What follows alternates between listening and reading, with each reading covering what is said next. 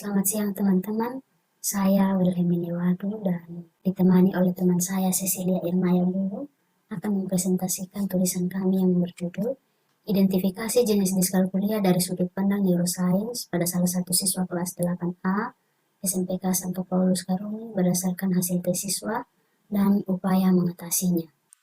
Pendahuluannya, banyak siswa kurang menyukai matematika karena merasa bahwa matematika itu sulit. Kesulitan mempelajari matematika dapat disebut diskalkulia, itu menurut Juniawan. Diskalkulia menurut Suharnini, itu merupakan ketidakmampuan berhitung karena terjadi gangguan pada sistem saraf pusat. Dan itu sesuai dengan diskalkulia dari perspektif neuroscience, yaitu kecacatan terkait angka akibat gangguan neurologis.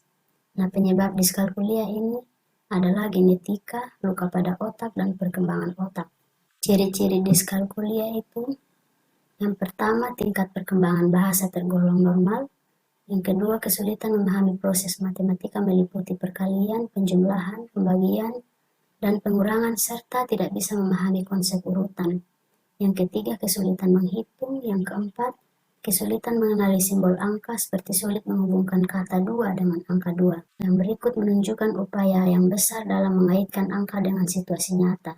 Lalu kesulitan dalam menghafal bilangan sesuai urutan yang tepat. Berikutnya kesulitan untuk memahami pola berdasarkan warna, ukuran, dan bentuk.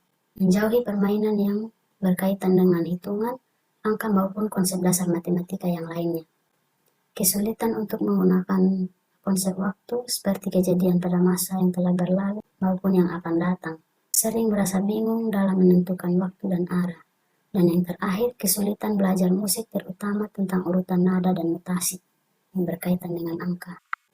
Lalu ada 9 jenis diskalkulia menurut Von, yaitu yang pertama diskalkulia kuantitatif, itu merupakan ketidakmampuan siswa berhitung dan tidak memiliki keterampilan menghitung. Yang kedua, diskalkulia kualitatif merupakan ketidakterampilan siswa dalam mengoperasikan akar kodrat, perkalian, penjumlahan, pembagian, dan pengurangan.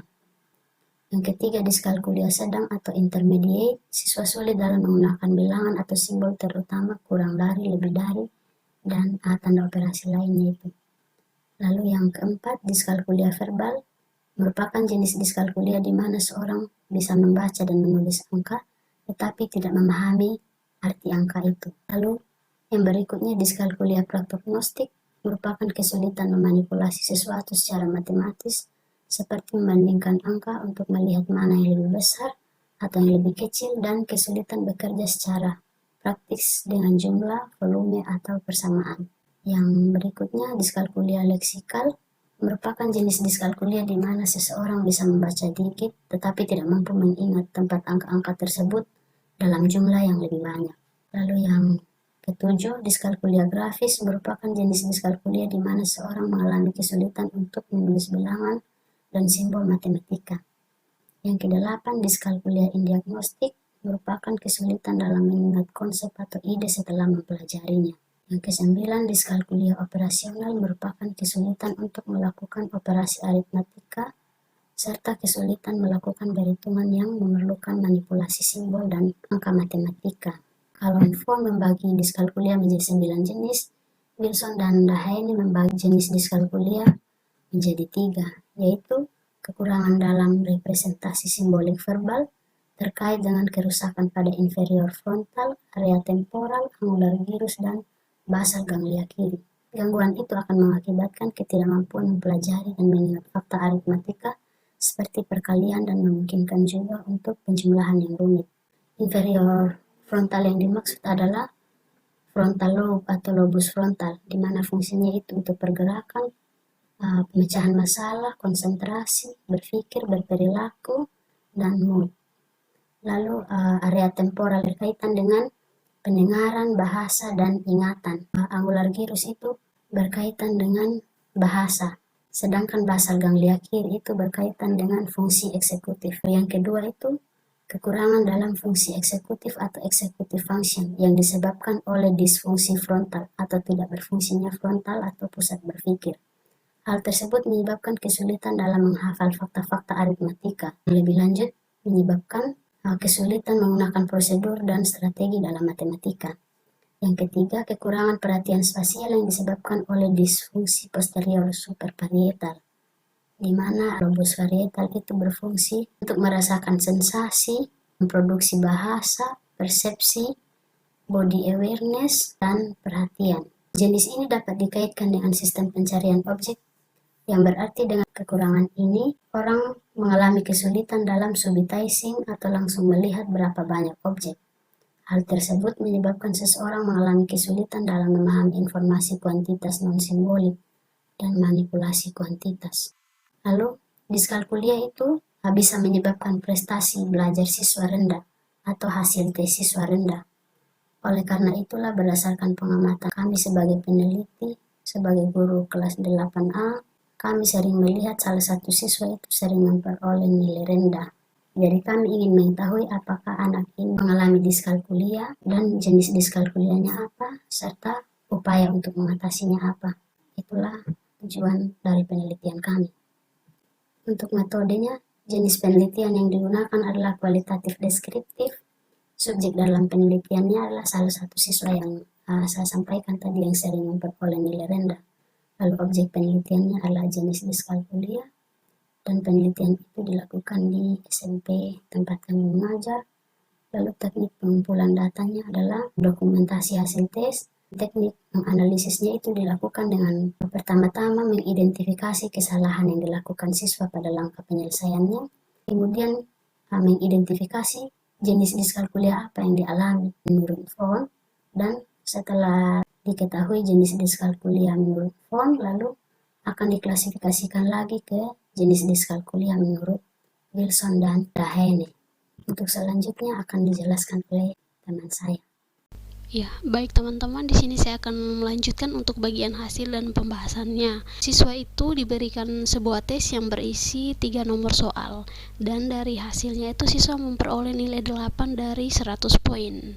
Nah, berikut penjabaran hasil pekerjaan siswa. Yang pertama itu siswa diminta untuk menghitung pecahan campuran dan bilangan bulat. Di sini kami melihat dari hasil pekerjaan siswa bahwa siswa itu mengetahui strategi awal dalam menyelesaikan soal tersebut, karena di sini dia memperbesar term ya 1/3 menjadi 2/6. Karena di sini dia melihat penyebutnya itu adalah 6. Tetapi pada langkah berikutnya siswa menganggap semua bilangan kecuali 6 itu merupakan pembilang. Jadi dia menjumlahkan 1 tambah 2 ditambah 1 ditambah 4 dikurang dengan 2. Dan itu merupakan suatu konsep yang salah dalam menghitung pecahan campuran dan bilangan bulat. Pada soal yang kedua, itu siswa diminta untuk mengurutkan bilangan dari yang terbesar. Bilangan yang diberikan itu dalam bentuk persen, pecahan, desimal, dan juga ada per mil. Di sini siswa tidak mengetahui bentuk lain dari bilangan-bilangan tersebut. Maksudnya siswa tidak bisa membawa keempat bilangan ini ke dalam satu bentuk yang sama, sehingga untuk mempermudah dia menentukan bilangan yang terbesarnya itu dimulai dari mana. Untuk soal yang ketiga, siswa diberikan soal cerita yang berisi harga satu pak buku itu 20.000, kemudian Virgin ingin membeli 2 pak buku dan dia mendapat potongan harga 20%. Pertanyaannya, berapakah uang yang harus dibayar oleh Virgin? Nah, dalam penyelesaian siswa terlihat pada langkah pertamanya itu siswa tidak memahami masalah pada soal karena dia tidak bisa menuliskan apa yang diketahui dan ditanya dari soal itu. Kemudian pada penyelesaiannya siswa tidak memiliki ide bagaimana cara menyelesaikan soal tersebut. Nah, berdasarkan hasil analisis dari 3 nomor soal yang dikerjakan siswa itu, disimpulkan bahwa siswa itu mengalami diskalkulia, indiagnostik, dan praktognostik. Kita lihat kembali apa itu diskalkulia, indiagnostik, dan praktognostik. Diskalkulia praktognostik itu merupakan kesulitan memanipulasi sesuatu secara matematis seperti membandingkan angka untuk melihat mana yang lebih besar atau lebih kecil, dan kesulitan bekerja secara praktis dengan jumlah, volume, atau persamaan. Nah, dari hasil pekerjaan siswa tadi terlihat dari penyelesaian siswa dalam menjawab soal nomor 2. Di situ siswa itu tidak bisa memanipulasi 4 bentuk bilangan yang berbeda itu menjadi satu bentuk yang sama untuk mempermudah menentukan mana yang lebih besar.